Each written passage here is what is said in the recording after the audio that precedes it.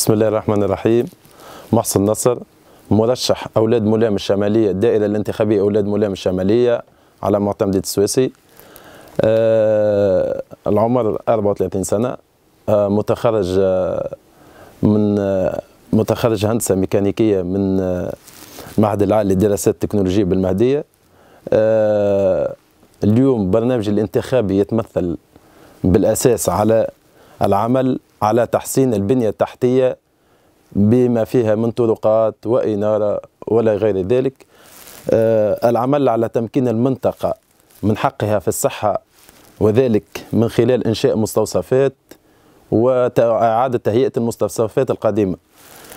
العمل على بعث مساكن اجتماعية لفائدة العائلات المعوزة، هذايا زاد معناها موجودة برشا عائلات معوزة في المنطقة، والناس الكل تعرفها ديجا أهالي المنطقة، وعانوا من تهميش ومن قلة، نقولوا احنا قلة الحيلة. إن شاء الله نكونوا سند ليهم في المستقبل.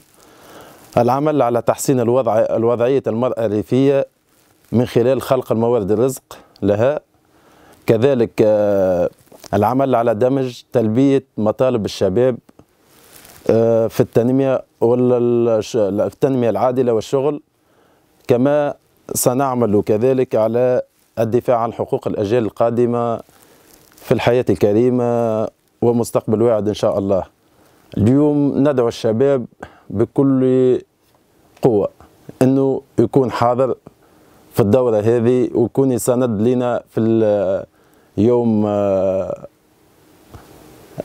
هذا نسموه يوم معناها تلبية النداء الواجب، انه باش يعاوننا واللي باش يعطي صوته اللي هو صوته امانه بالنسبه لنا، وباش نكونوا ان شاء الله في المستوى، وان شاء الله نكونوا نعاونوهم ونكونوا سندهم. ندعوهم انهم يقوموا يمشوا ينتخبوا، وهذا اللي نرجوهم منه انهم يكونوا حاضرين في الموعد.